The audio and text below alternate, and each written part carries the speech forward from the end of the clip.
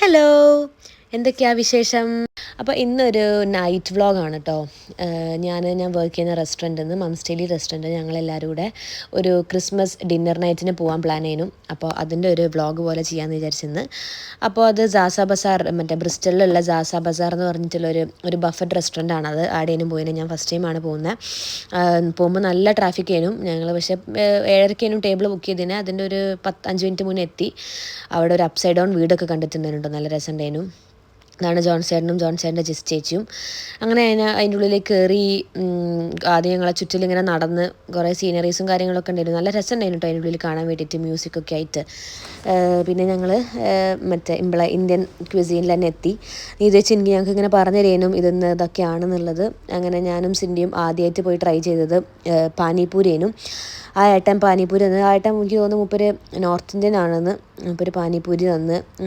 ഞാൻ കഴിച്ചു നോക്കി. അതൊരു ഓക്കെ ആയിരുന്നു. നല്ല ടേസ്റ്റ് എന്ന് പറയാൻ പറ്റില്ല, പക്ഷേ മോശമല്ല, വലിയ കുഴപ്പമില്ലാത്തൊരു പാനിപൂരിനും. സിൻഡു അത് തന്നെയാണ് പറഞ്ഞത്, ഓക്കും കുഴപ്പമില്ലാണ്ട് ഇഷ്ടപ്പെട്ടെന്ന് പറഞ്ഞ്.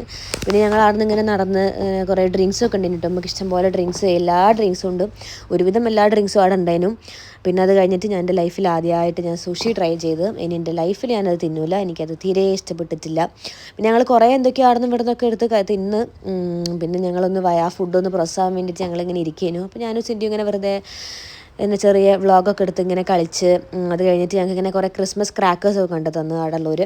ഞങ്ങളതൊക്കെ പൊട്ടിച്ചിങ്ങനെ കളിച്ച് നല്ല രസമായിരുന്നു. നീതേച്ചി ഇങ്ങനെ ഓരോ ക്വസ്റ്റ്യൻസൊക്കെ ചോദിച്ച് ഞങ്ങളുടെ അടുത്ത്. അവിടെ നിന്ന് ഇങ്ങനെ ഓരോ വർത്താനമൊക്കെ പറഞ്ഞിങ്ങനെ ഇരുന്ന്.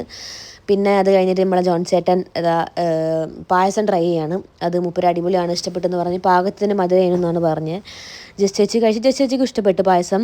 അങ്ങനെ അത് കഴിഞ്ഞിട്ടാണ് നമ്മൾ അനന്തൻ പായസം കുടിക്കുകയെന്ന് വെച്ചിട്ടാണ് അവൻ്റെ അടുത്ത് ചോദിച്ചത്. അപ്പോഴാണ് അവൻ പറഞ്ഞു അവൻ ഐസ്ക്രീം അത് നിന്നെന്ന്. അങ്ങനെ അത് കഴിഞ്ഞ് ഞങ്ങൾ വയറ്റിൽ കുറച്ച് സ്ഥലം ഉണ്ടാക്കി. ഞാനും അനന്തനും സിൻഡിയും കൂടെ ഡെസേർട്ട് കഴിക്കാൻ പോയി. ഡെസേർട്ട് കുറേ ഇഷ്ടംപോലെ വെറൈറ്റീസ് ഓഫ് ഡെസേർട്ട്സ് ഉണ്ടായിരുന്നു കേട്ടോ അവിടെ. പക്ഷേ സത്യം പറഞ്ഞു കഴിഞ്ഞാൽ അപ്പോൾ തിന്നാനുള്ളൊരു ഇതില്ലേനു. ആ മുകളിൽ കാണുന്ന ആ ഗ്രീനും റെഡും അത് ജെല്ലീസാണ്. അതെനിക്ക് പേഴ്സണലി വലിയ ഇഷ്ടപ്പെട്ടിട്ടില്ല. ഞാനൊരു ഐസ്ക്രീമും ഒരു ചെറിയ ഒരു കേക്കും തിന്ന്. പിന്നെ അത് കഴിഞ്ഞ് ഞങ്ങളെല്ലാവരും കൂടെ അവിടെ ഇരുന്നിട്ട് ഇങ്ങനെ കുറേ കഥകളൊക്കെ പറഞ്ഞ് കുറേ ക്വസ്റ്റ്യൻസൊക്കെ അങ്ങോട്ടും ഇങ്ങോട്ടും ചോദിച്ച് നല്ല രസേനും കുറേ ടൈം ഒരുമിച്ച് സ്പെൻഡ് ചെയ്ത്. ഒരു 9:30-10 മണിയൊക്കെ ആകുമ്പോൾ അവിടെ നിന്ന് ഇറങ്ങി. ഇറങ്ങുമ്പോൾ ഞാനിങ്ങനെ ജോൺസേൻ്റെ അടുത്ത് പോയി ചോദിക്കാനും ഫുഡ് എങ്ങനെ ഉണ്ടായിരുന്നു എന്നുള്ളത്. എല്ലാവർക്കും ഇഷ്ടപ്പെട്ടൊക്കെ അടിപൊളിയേനും നല്ല രീതിയിൽ എൻജോയ് ചെയ്തെന്ന് പറഞ്ഞ്. പിന്നെ നമ്മളെ ജോൺസേട്ടൻ്റെയും നീതേച്ചിൻ്റെയും മോൻ ജെയ്ഡ് വന്നിട്ടുണ്ടായിരുന്നു. ഓനവിടെ ബ്രിസ്റ്റലിലാണ് പഠിക്കുന്നത്.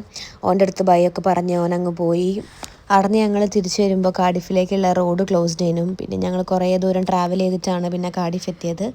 പിന്നെ ജോൺസേട്ടൻ എന്നെ വീട്ടിൽ കൊണ്ടാക്കി തന്ന് ഞാൻ ഫ്രഷായി, ഞാൻ പോയി കിടന്നുറങ്ങി. അപ്പോൾ അത്രയേ ഉള്ളൂ. Thank you.